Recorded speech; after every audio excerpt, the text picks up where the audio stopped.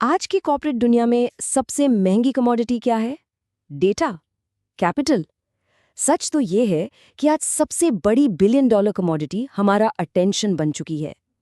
लेकिन रियलिटी देखिए, modern organisations अपने इस सबसे कीमती रिसोर्स को उन टास्क्स में लगातार बर्बाद कर रही हैं जिन्हें हम बिजली बोर्ड कह सकते हैं।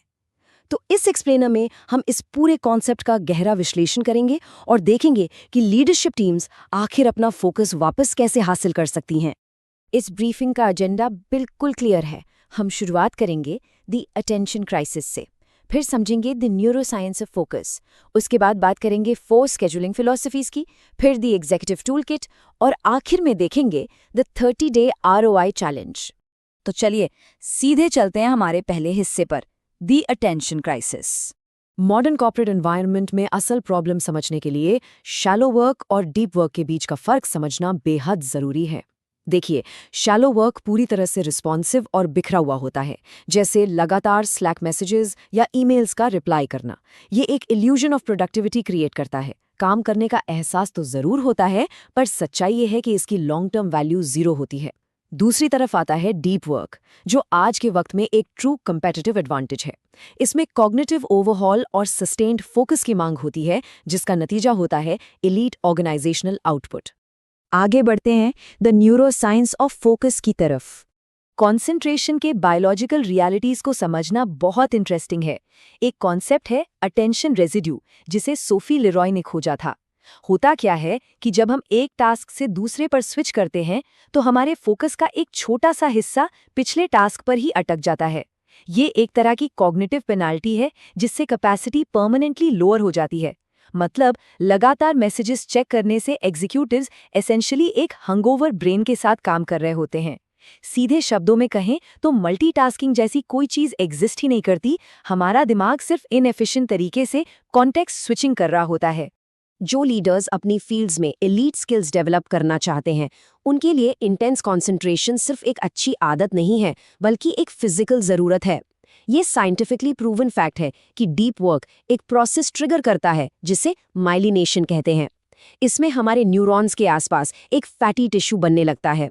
बेसिकली ये दिमाग की वायरिंग को फिजिकली अपग्रेड करता है, जिससे ब्रेन के सिग्नल्स और भी ज़्यादा तेज़ी से ट्रैवल कर पाते हैं। अब आते हैं इस विश्लेषण के सबसे अहम हिस्से पर, 4 स्केजुलिंग फिलॉसफीज। देखिए, फोकस करने के लिए कोई one size fits all approach नहीं चल सकती। लीडरशिप टीम्स को डिलिब्रेट होकर अपने हिसाब से एक फ्रेमवर्क चुनना पड़ता है। यहाँ 4 अलग अलग फिलॉसफीज हैं। पहली है मोनास्टिक अप्रोच, उन क्रिएटर्स के लिए जो हफ्ते या महीनों तक टोटल आइसोलेशन में जा सकते हैं, जैसे बिल गेट्स के थिंक वीक्स। दूसरी है बाय मॉडल, जो एग्जीक्यूटिव्स के लिए बेहतरीन है। इसमें 2 दिन का टोटल आइसोलेशन होता है और 3 दिन ओपन डोर कोलैबोरेशन। तीसरी है रिदमिक अप्रोच, बिजी प्रोफेशनल्स के लिए, जहां हर दिन एक specific time block strictly reserve किया जाता है। और चौथी है जर्नलिस्टिक अप्रोच, उन हाई लेवल प्रोज के लिए जो अपने शेड्यूल के छोटे से छोटे गैप्स में भी डीप वर्क फिट कर लेते हैं। थ्योरी के बाद बात करते हैं प्रैक्टिस की, यानी द एग्जीक्यूटिव टूल किट। एक कॉग्निटिव फोर्ट्रेस बनाने के लिए आम विल पावर पर भरोसा करना बिल्कुल काफी नहीं है।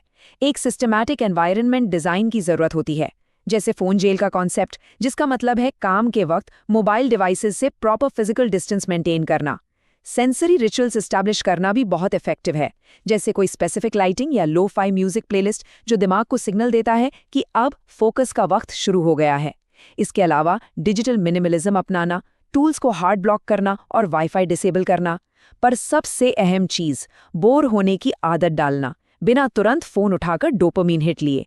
ये सारी टैक्टिक्स असल में उस फोकस मसल को मजबूत बनाती हैं। और अगर हम 2026 या उसके आगे की स्ट्रैटेजी की बात करें, तो एआई को एक डीप वर्क कॉन्सर्ज की तरह यूज करना गेम चेंजर होगा।